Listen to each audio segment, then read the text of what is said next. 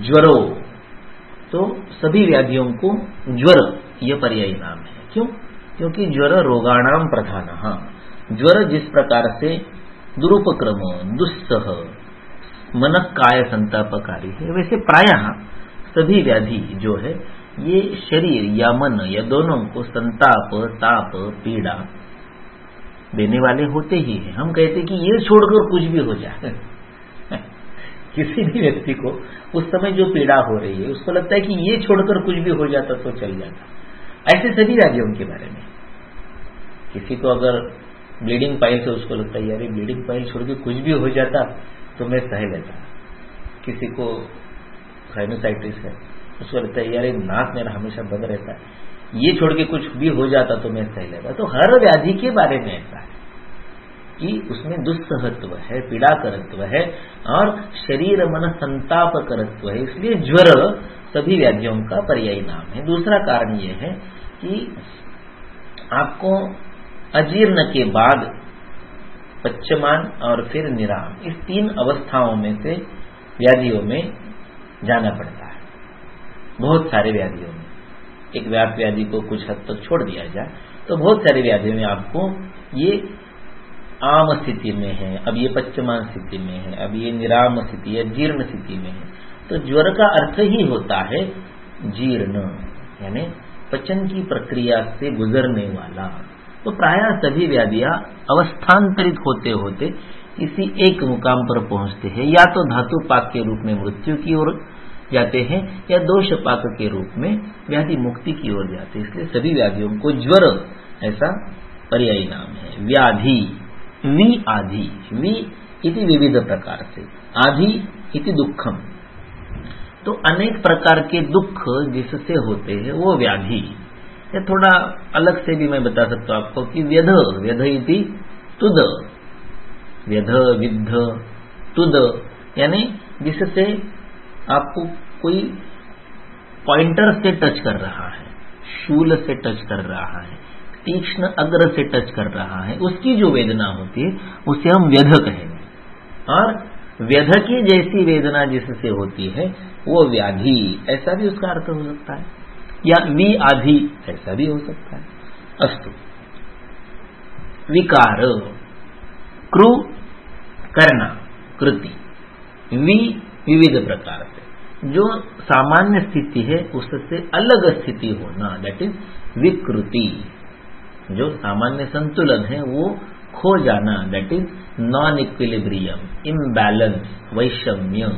रोग की व्याख्या ही यही है। रोग का मूल स्वरूप क्या है? रोग का मूल स्वरूप है रोगस्तु दोष वैषम्यम।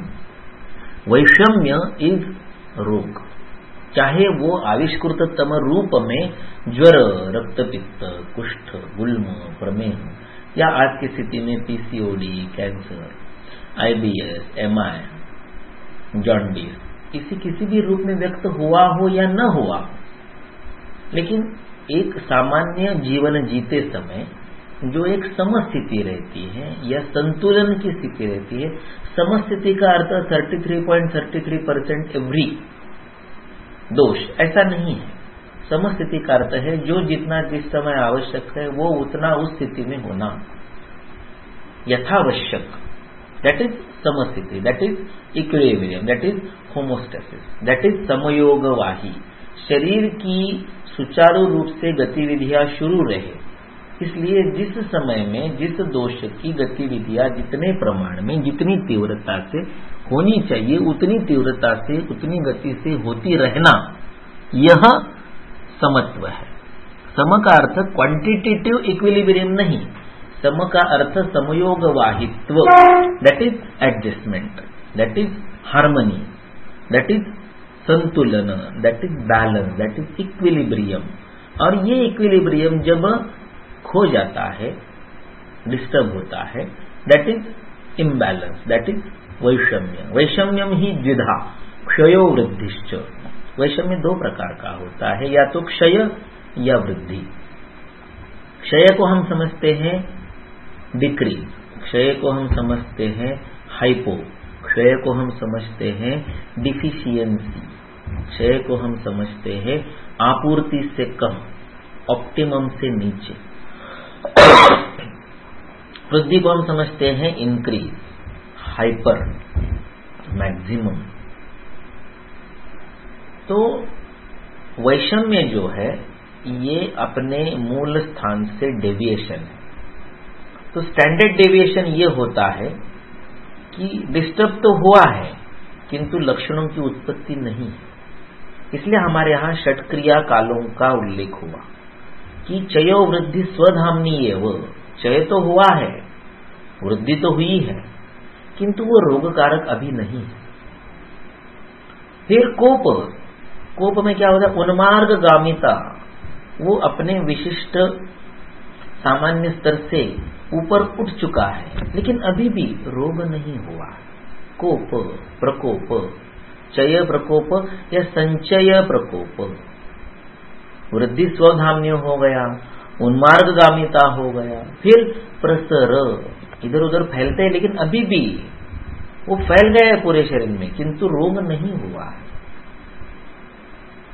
लिंगानाम दर्शनम, यहां तक हो गया। फिर स्थान संश्रय, अभी पहुंच गए वहां पर, रोग उस स्थान तक पहुंच गए कि जहां पर रोग निर्मित हो सकती है, उनको एक वीक पॉइंट मिल गया, टारगेट पॉइंट मिल गया, लेकिन अभी भी रोग नहीं हुआ है। They have just arrived, they have just alighted there. तो ये अस्वास्थ्यम, कुछ तो बिगड़ा है लेकिन क्या बिगड़ा है cannot be identified, cannot be nomenclature, उसको आप नेम नहीं दे सकते, दैट इज अस्वास्थ्यम। और व्यक्ति रोग जन्म, व्याधि जन्म, दैट इज रोग संभव। अष्टांग हृदय सूत्र स्थान 12 में षटक्रिया कालों का उल्लेख तो नहीं है, लेकिन जिन चीजों का उल्लेख है उसे हेमाद्रि ने षटक्रिया कालों के रूप में वहां पर प्रदर्शित किया। अष्टांग हृदय सूत्र स्थान 12 के तीनों दोषों के 5-5 प्रकार बताने के बाद फिर 2 गुणों की जोड़ियों से कैसे चय होता है, प्रकोप होता है, प्रशम होता है, वो बताने के बाद उष्ण नियुक्ता, रुक्षाद्या, वायु कुर्वन्ति संचय में से तीनों दोषों को बताने के बाद चय का वहां पर वर्णन आता है। चयो वृद्धि स्वधाम्य, वो कोपस्तुन्मार्गगामिता, और उसके आगे ये 3 शब्द है, लिंगानाम दर्शनम स्वेषाम अस्वास्थ्यम रोग संभव।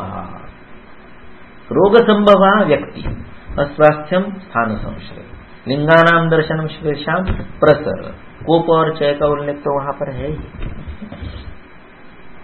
तो व्यक्ति तो 5वां क्रियाकाल है। तो इसका अर्थ ये थोड़ी होता है कि जब तक रोग की निश्चिति नहीं होगी, आविष्कृततम रोग नहीं होगा, तब तक उपचार नहीं करेंगे। करेंगे, क्योंकि रोग यद्यपि व्यक्ति की स्थिति में जन्म लेता है या रोग जन्म को व्यक्ति नाम का क्रियाकाल कहा जाता है, फिर भी रोग क्या है?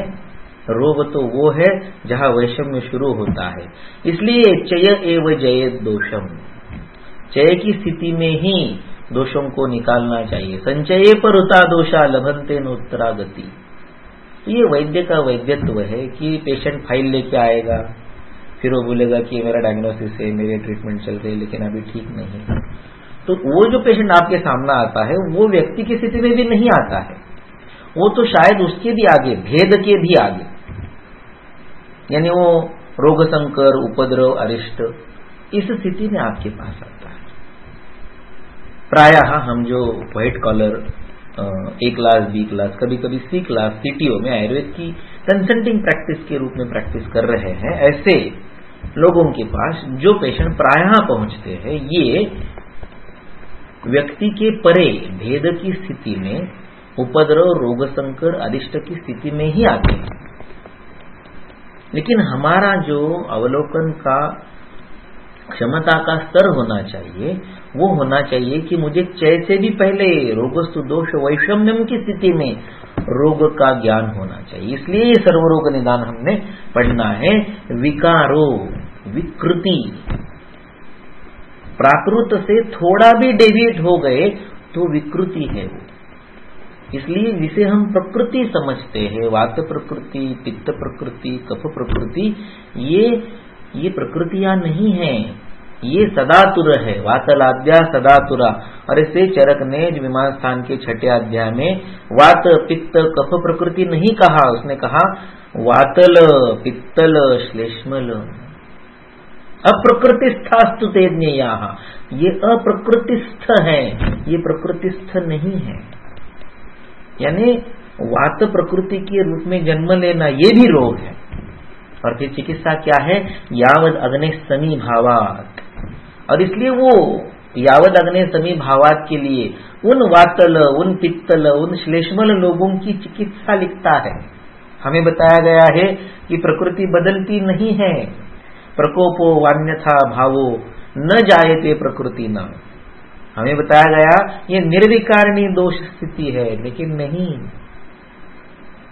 जिसके आधार पर आयुर्वेद का ये सारा विश्व खड़ा है, वो चरक लिखता है विमान स्थान 6 में कि अप्रकृतिस्थास्तु ते ज्ञेयाः, और उनको प्रकृतिस्थ बनाना हमारा काम है। और प्रकृतिस्थ का अर्थ ये नहीं कि ये वातल है तो उसका वात शमन किया, ये पित्तल है उसका पित्त शमन किया, ये श्लेष्मल है उसका श्लेष्म शमन किया, ये नहीं।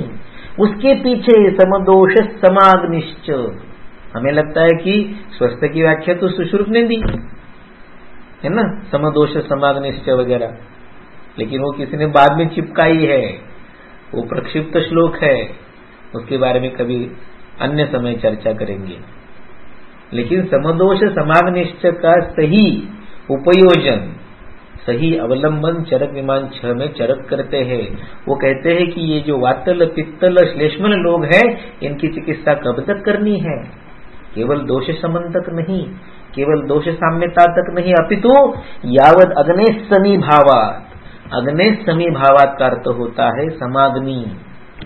और उसके लिए क्या उपाय है, ये आगे के 3 पैराग्राफ्स में, आगे के 3 परिच्छेदों में चरक ने दिया। उन्हीं 3 परिच्छेदों का, उन्हीं 3 पैराग्राफ्स का रूपांतर वाग्भट ने पद्य में किया, श्लोकों में किया, गेय स्वरूप में किया, जिसको आप गा सकते हैं।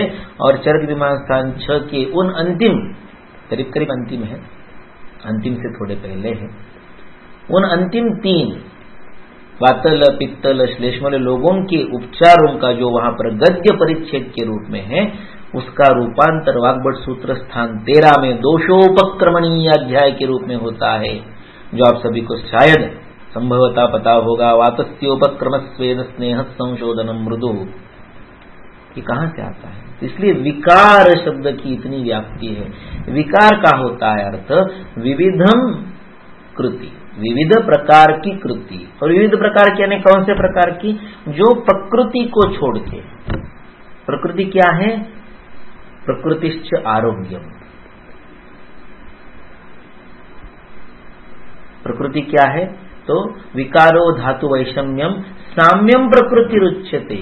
चरक सूत्र स्थान 9 में विकार का अर्थ दिया है धातु वैषम्य, शरीर को धारण करने वाले किसी भी घटक का विषमता, वैषम्य।